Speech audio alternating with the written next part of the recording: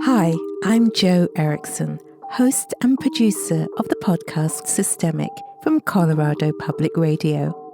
Systemic looks at people who challenge the status quo. We follow officers and activists working to change police departments on the outside and within. I don't think that all cops are bad, but sometimes I wish that people wouldn't put us on a pedestal. Find Season 1 of Systemic wherever you listen to podcasts. And get ready for a look at public schools in Season 2. Coming soon. This is our last episode. I wish I could say I cleaned up my potty mouth for it, but that would just not be true. Last time on The Wedge, I admitted to my therapist, Julie, that my mom wasn't the only one worried about the vaccine. I was scared of getting the shot while pregnant. Julie helped me find the courage to make the decision for myself and to tell my mom about it. I have I'm not just like, okay, yay, this is great, but I'm gonna get the vaccine. So you've already decided. Yeah. I get my first shot in early May 2021. Lots of people are getting them. COVID case numbers are dropping, and for the first time in months, I'm starting to feel hopeful. Enrique and I decide it's safe enough to fly to Hawaii to see my mom. Flight time today to Molokai should be about 25-30 minutes. Kind of windy out of here from Maui, so expect a few bumps there. I'm so glad we didn't try this when I had morning sickness. It's been 14 hours of flying to Maui and now 20 minutes on a puddle jumper to my mom's island. That was a lot. All right, everybody, welcome to Molokai. Once we get the door open, get everybody off the airplane, go around the tail into the terminal. Any questions? Our bags? Where do we get our bags? Your bags are going to meet you at the gate. Molokai's airport is so small, I spot my mom's car from the air before we land. And from the tarmac, I can see her. That's her. Yeah, I saw her. Her pilot. She's wearing a cloth mask and holding Hawaiian leis she made for us. First, we have to go through COVID status checks, and then finally we are free. Enrique points toward the outdoor waiting area, past someone power washing the concrete. Okay. Go to your mom. Go to your mom. I'm going. I'm putting my backpack on. Go Stop. over there. Go, run with the wind. Enrique pushes me forward and then stands back as she and I hold each other for the first time in nearly 2 years.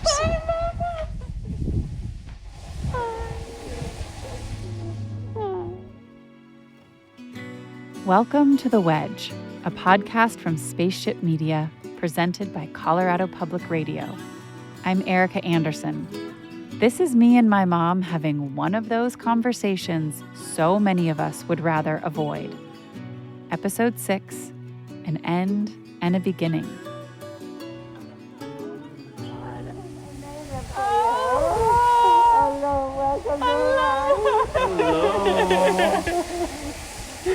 How you doing? I'm so happy to hug her, be in her arms. We take our masks off.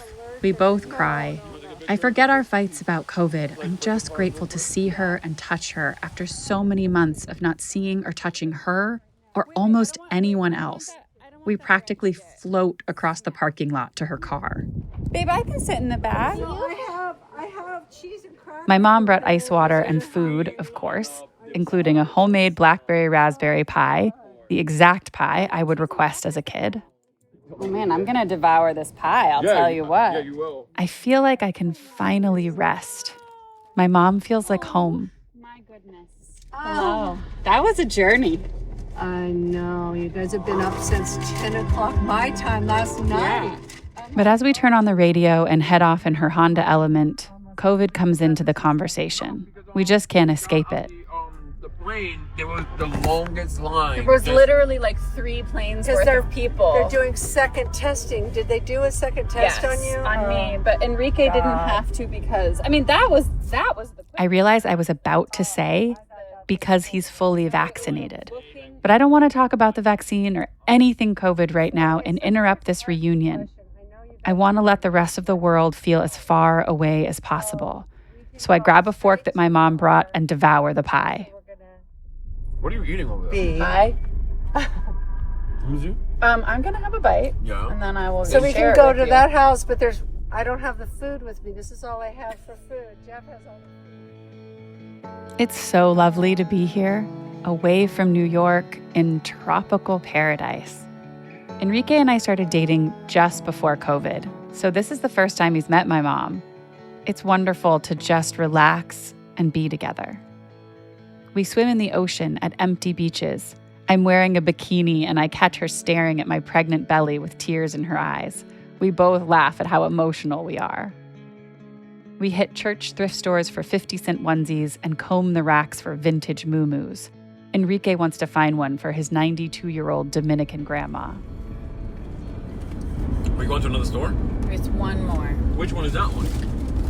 The thrift store where we got the muumuus before, to get one for your grandma. My mom and Enrique get comfortable enough to start teasing each other. I love it. You're not boring, Enrique. I'm not what? Boring. Not boring. Oh. Some guys are very boring. You start to get bored because they're just boring. Yeah, I'm a handful. That's what I hear.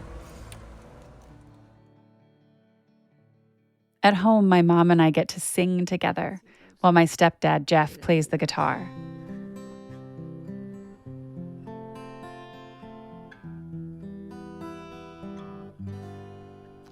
The water is wide, I cannot cross o'er, and neither have I wings to fly. Sorry, I know this differently. I know you do. And neither have I thy wings to fly. Let me follow you. Okay. I want to, you see her, you do it, and I'll do it the way you do it, because there's different ways to do this song. I get messed Okay, up start it again.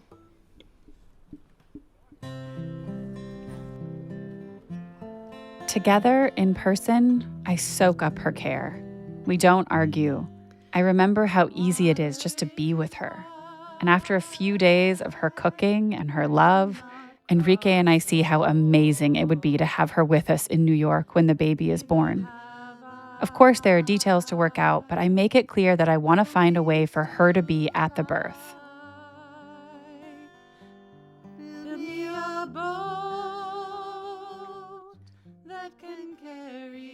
Our visit feels far too short, but it lifts my spirits to spend this time feeling so close to my mom.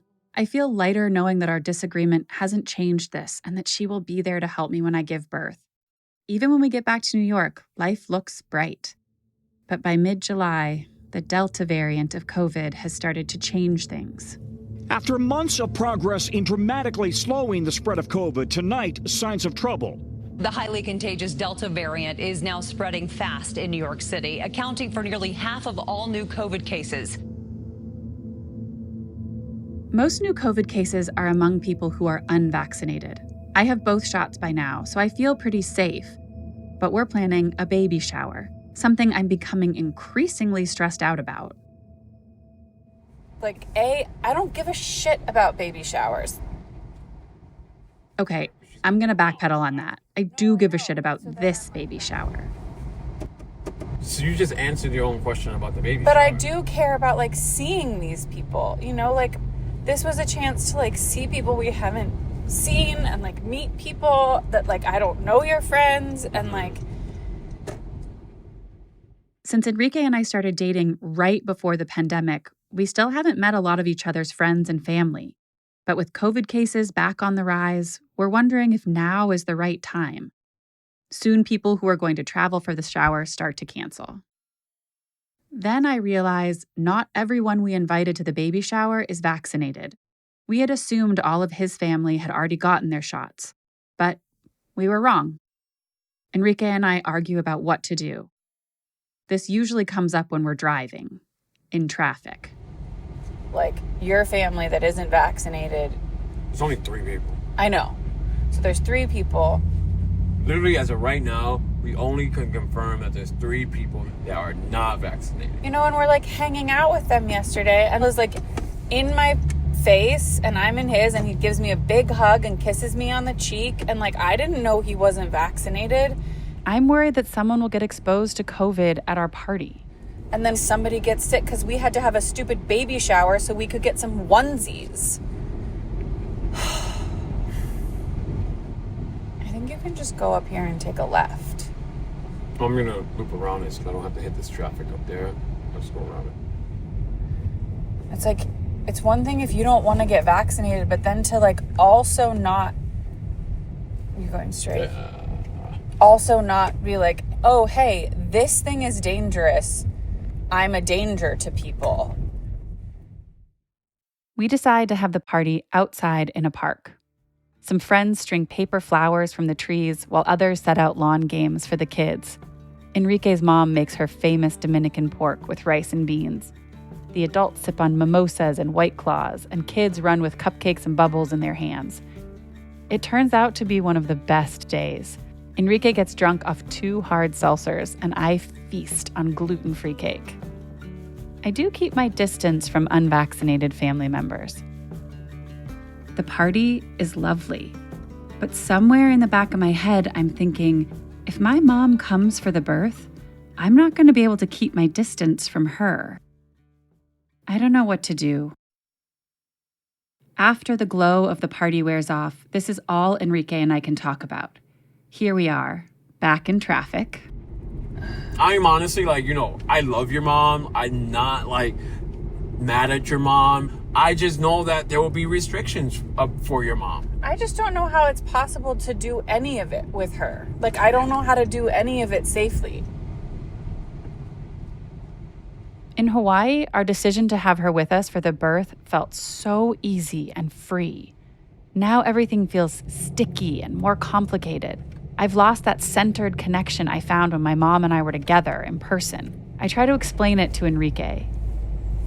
I want to see my mom. I want to hang out with her. And then I'm like, but you guys are making these like really fucking selfish choices and then like acting like it's not a big deal and it's like not acknowledged. I don't want to be the one that's like holding this hard line. I'm frustrated. I'm hurt. And I don't know how to talk to my mom about it. She feels like a stranger again. Then our childbirth ed teacher warns us that newborns are getting COVID. I will be honest with you that we have had newborns who contracted COVID within hours of being born. It's really serious, and we recommend that you don't have visitors who are not vaccinated. And my midwife tells me that unless everyone at my birth is vaccinated, we'll all have to wear masks, including me. This draws the line for me. I don't want to give birth wearing a mask. I don't want to labor surrounded by people wearing masks. I want to feel safe. I'm afraid of the pain of labor, and I'm afraid of feeling trapped and claustrophobic in that pain. A mask would only intensify that. For a million reasons, it sounds terrible. That means my mom can't be there unless she's willing to get vaccinated. I realize we're going to have to go back on the promise we made in Hawaii. But I'm not ready to tell my mom. Instead, I get on the phone with my old friend Catherine and vent. I just wish that my mom would take care of me in this way and make this easier for me. On the other hand, what she wants to do is be in New York to take care of me and to take care of the baby and to stay as long as I want and like, just get the fucking vaccine. Because I think like you need her. I mean, you don't need her, but like. I want her. I don't want all the fucking baggage that comes with it. Yeah, and this is obnoxious. The baggage is obnoxious. My mom's not the only one this affects. We have to start drawing boundaries everywhere. I email my 2 doulas and find out one of them isn't vaccinated either. So I let her know we can't work with her. I wish I could just email my mom the same thing, that she can't be at the birth if she's not vaccinated. And now I'm starting to wonder if we should let her come even after the birth. Quarantining and testing seems complicated, stressful, and expensive. I gripe to Enrique. It's like, how much can she actually quarantine? You know, like, are you just going to like keep her prisoner in the apartment, you know? If I feel like your mom being here is like a danger to the baby, I don't need her there. And it's a conversation that we need to have with her. It's gonna suck. I don't know what to do. I don't want to have this conversation. I avoid talking with my mom about anything as my due date creeps closer. When I finally do call her, it's August of 2021. I'm 7 months pregnant. Then she surprises me. She asks me if I'm worried about her coming for the birth. I've never been worried about coming there. Never was. I was not even an issue. I was coming no matter what. And then I was worried about what you were going to feel. And then I had to realize, you might have feelings about it. Maybe you're worried about me bringing it to the baby or to you. And then I thought, well, shit.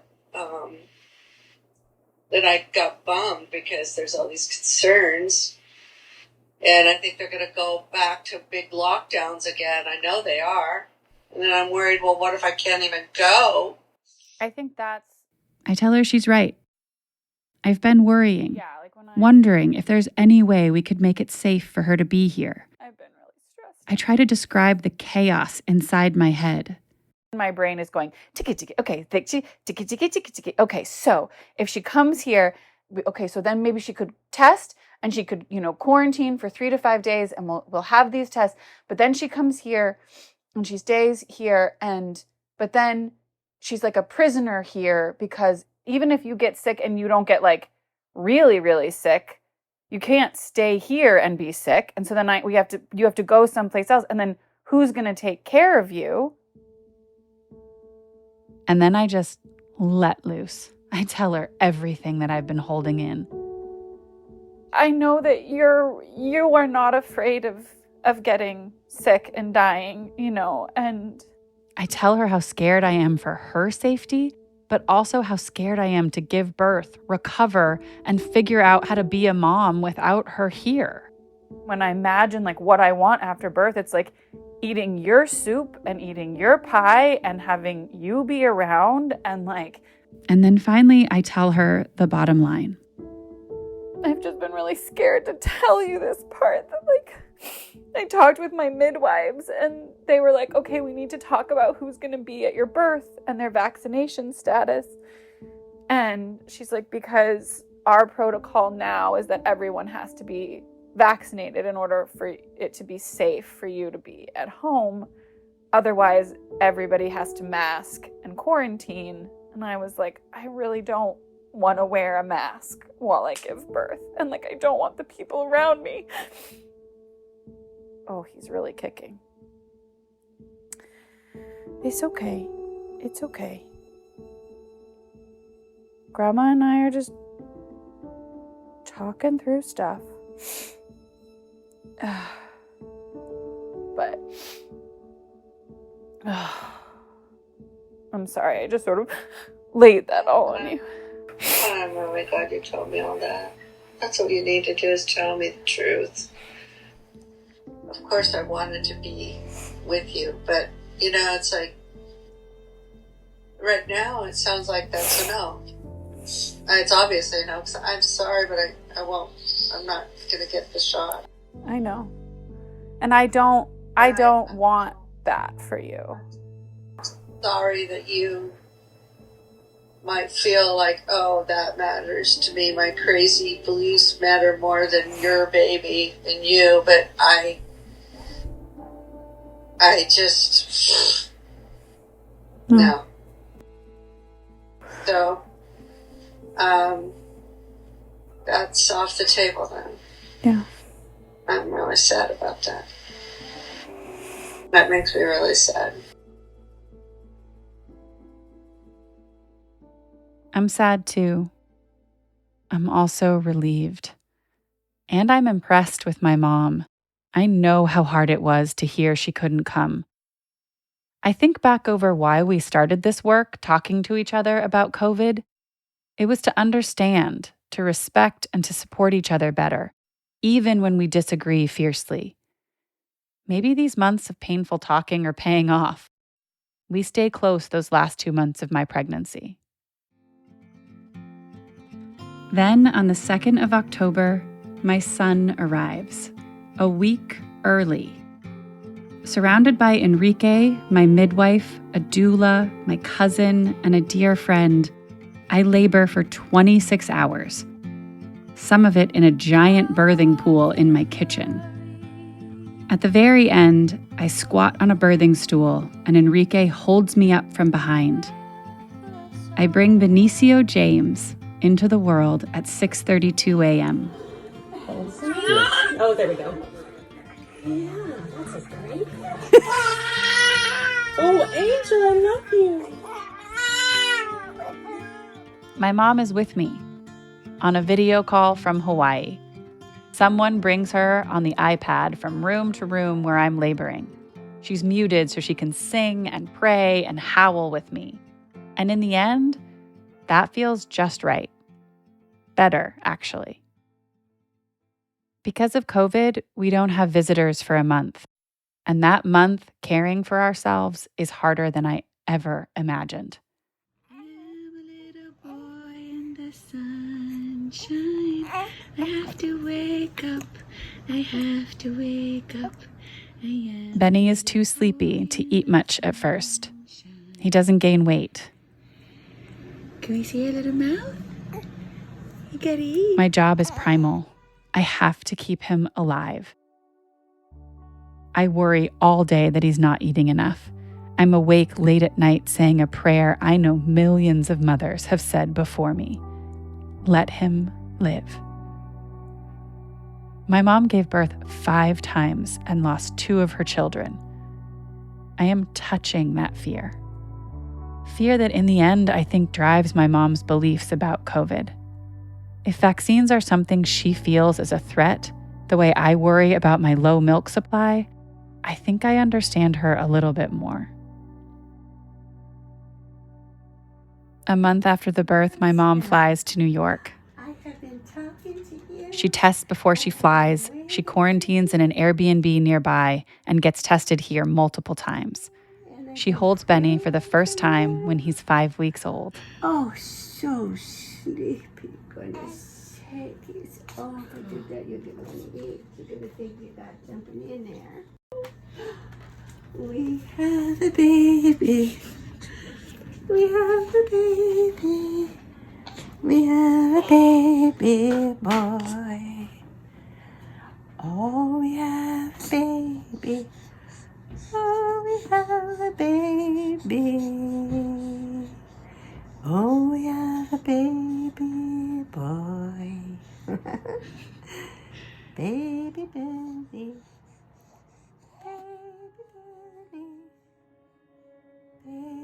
The night she arrives at our apartment, she makes a huge pot of chicken soup, 2 loaves of bread, and an apple crisp.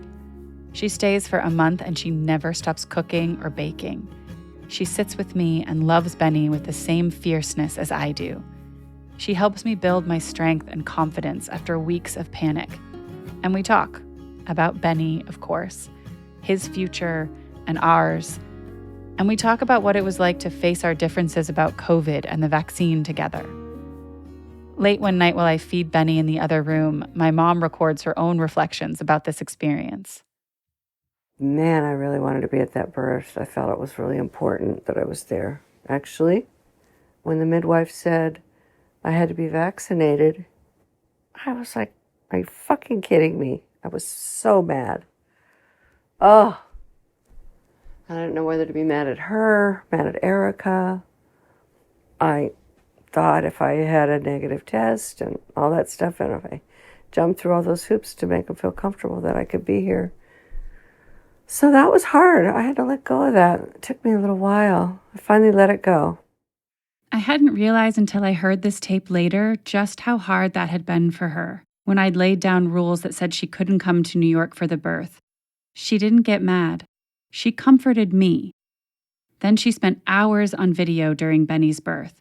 She was far away, but she was with me in my New York kitchen, loving us. That hadn't been our plan, but it turned out okay. I watched him be born. I watched Erica go through it. I watched how she dealt with it. I watched everybody support her. And on my end, I'm doing all this like sound healing and this light therapy that you use on pictures of people to heal. I was trying all these different things to try to help her through. And I was talking and I was praying. And so they had me on mute. So I really wouldn't have been able to do all that if I'd been here in person. This might sound like everything wrapped up in the end into a neat little package, but I'll be honest, it's not that simple. Like my choice to get vaccinated while pregnant still baffles my mom. It's this weird thing to totally be alarmed at someone's choice, your daughter, my daughter. Really wish they would make a different choice. Really, really, really, really wanted her to not get vaccinated because I feel like there's so much concern for her health and safety that would show up way down the road. It's like we're so similar in every way. I mean, like we like the same things, we have the same humor, politics, health stuff, food, we're like on the same page. It's like weird that we would be on opposite sides of this one. It would almost be like if she converted to another real extreme religion, that I just absolutely couldn't support. That's kind of the only analogy I have. And then at the end, we still felt the same way as far as our opinions, and our choices. But I think we felt different about each other, even though I don't know how I could have loved her more, but I feel closer to her. I take a turn recording my feelings, too. The thought of my mom leaving is really hard. My mom is an exceptional nurturer, and I really needed nurturing after a long labor, a difficult first 6 weeks of my baby's life, and struggling with postpartum depression and sleep deprivation and wonky breastfeeding. My mom has pulled me back from an edge I didn't quite realize how close I was to. My mom knows me really well, and we had a long conversation last night that the way I'm living right now in this, little apartment doesn't necessarily feed me. I want to live differently. I want to live someplace where it's not quite so hard all the time. And I want to raise my kid where he can play in the dirt and go out in the trees. And that is definitely following in my mom's footsteps. So, my mom and I had one of those conversations that everyone would rather avoid. We got through it, and we got closer, and we still don't agree about COVID. Tempers still flare, even a year after Benny is born. We're both still frustrated that we couldn't change the other's mind. Even though that wasn't supposed to be the point, we sure tried. But through this process, what we really learned is that our relationship matters much more. It took months. We kept showing up. We didn't give up on each other. Now we talk more than ever, but we don't talk much about vaccines or the pandemic.